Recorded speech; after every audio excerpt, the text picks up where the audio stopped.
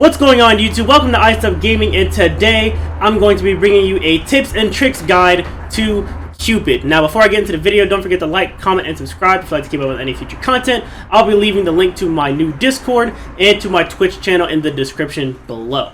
Now, the reason why I want to do a tips and tricks guide to Cupid is because he's starting to see a lot more play, and people are realizing just how strong this god really is. And now that he has new hunter cards to play around with, and now having two different really oppressive and powerful builds, this character is starting to see a lot more play, including that ridiculous ult. Now, before we get into how to actually play the character, we're going to go over how to build him. Alright, so Cupid has two different builds. One's his weaker build, but it does let you rely more on his basic attacks. The other one's more of a hybrid ability base with basic attack build.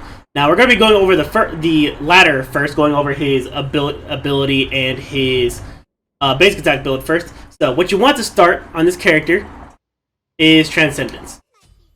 Right? This gives him a lot more power based off of his mana. It gives him a little bit of cooldowns once you max it out. And plus, this card does actually hit harder than Devils, albeit you just lose a little bit of survivability.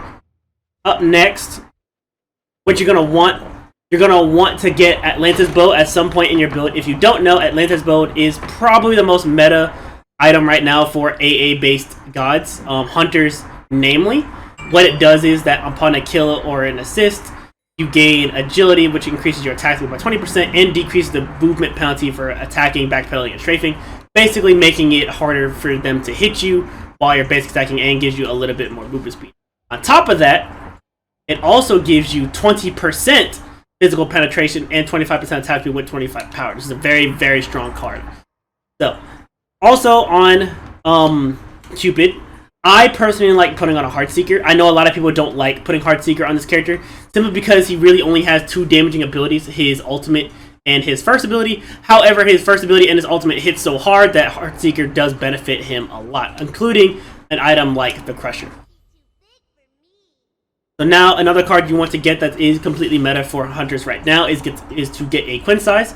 Quinn Size Atlantis Bow combo basically shreds tanks for you without having to build crit, and plus it goes directly for their health and for the defenses at the same time, while also bolstering a lot of power. So these two items, so this item and this item work really well together. Now, for your last card for this build, it's completely up to you. Personally, I like getting Blood Force for the extra bit of power, but I know some people like to get a little bit of a little bit more pen going. So what they would do is probably throw in like a Jotun's Wrath, a Brawler's Beatstick, or a Titan's Bane. Simply because this character really doesn't need a lot of attack speed, which we'll get into later.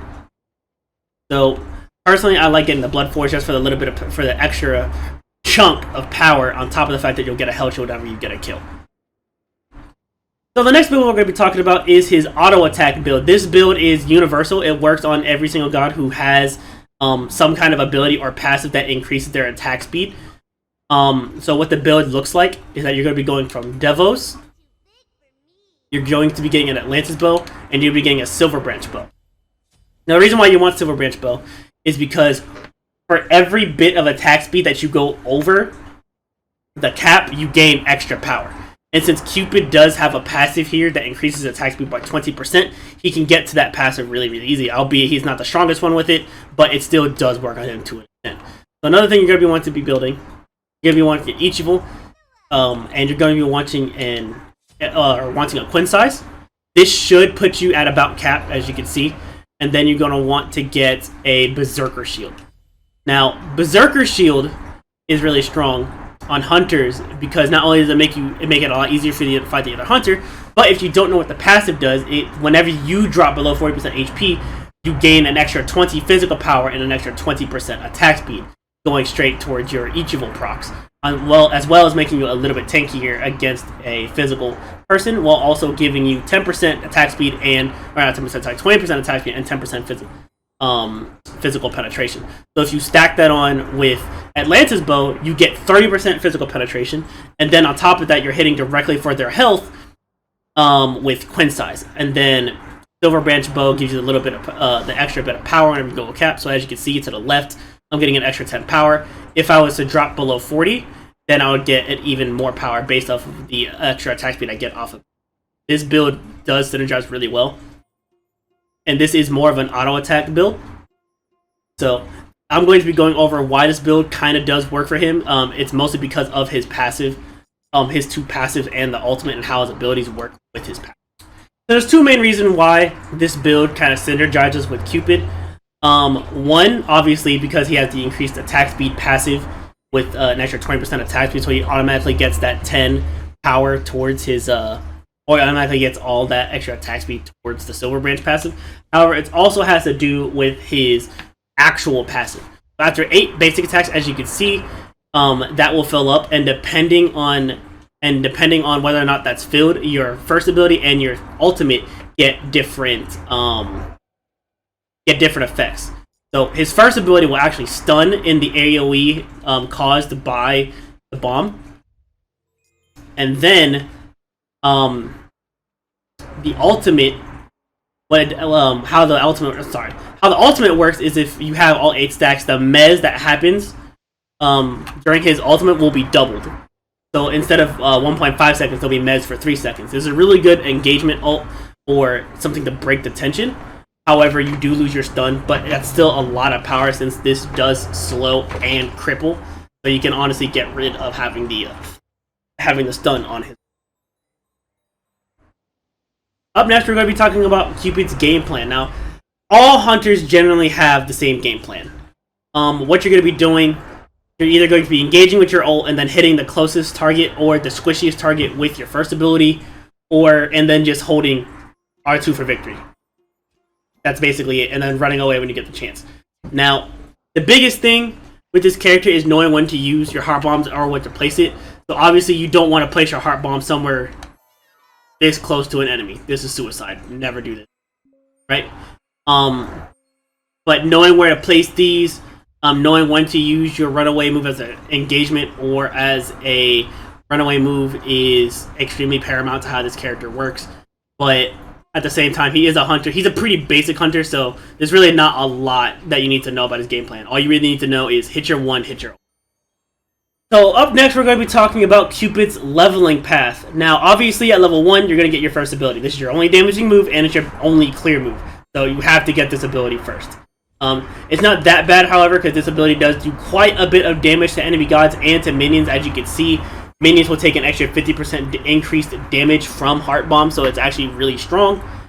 At level 2 is completely how your support is playing or how you're getting pressured. So if you're getting pressured more, and you need to play a little bit more back or you're mainly under tower, you're usually going to be getting your second ability here, just because it gives you sustain. You can heal your tank, you can get mana back if your tank grabs them, and plus you can heal yourself with them as well, so it's always a really good idea to have it. However, if you're struggling more or you're being more aggressive and you're towards their enemy tower line, you need to have your run move on deck in case the jungler is going to start rotating on you. So getting a third ability could be better than getting the second ability. However, most of the time you're going to be going with your second ability because this just has too much utility to it, because it gives you mana back that when an ally picks it up, and it can heal. So this is a really strong one. Outside of this, you're going to be leveling normally. Once you hit level 5, you're going to be focusing on leveling your 1 first. And then with your ult, it's completely up to you. Personally, I don't like leveling the ult first, or leveling the ult when I get the chance. I want to try to max out these as much as possible, because as you can see, the slow and the mez don't change. When you level it, only the damage does. So I'll mostly use it for like an engagement tool, and you really don't need the damage from the ult if you're hitting all your abilities and your basic attacks. However, if you're more comfortable just leveling the ult when you get the chance, go ahead and do that as well. So now that we went over that, once you do max out your first ability, again, depending on how you're playing, you can either max out your 2 first or max out your 3 first. They're both interchangeable. However, most of the time, I would recommend upgrading your second ability because of the extra sustain and the mana. The extra attack speed on the third ability is nice, but if you're playing it more for ability based, you're going to be wanting to level these 2 anyway. And that about covers this video. So the reason why I kind of skipped over the tips and tricks segment of this character is because there's really not a lot to know about this character. He's incredibly simple, really easy to play. However, he's really, really strong right now. He has one of the best ultimates in the game, in my opinion, behind Olaron ult, and he has an insane amount of damage to back that up, plus being extremely safe and hard to pin down. The only thing that I would recommend knowing is just know when to use your second ability, or when to place your ult, or where to place your ult. If it's against one person, it's not worth, unless you're in the dual carry lane, it's still the laning phase, and you're 1v1ing, and you know you're not going to get rotated on. But having this ultimate as a backup is really nice. Save the ultimate for the team engagements, or if you feel like you're going to get jumped, to save it for them too, because they can potentially get yourself a double kill. So that's all I got. If you have any questions or concerns, or even trying to advise me on some things about this character, don't forget to comment, and I'll catch y'all next time.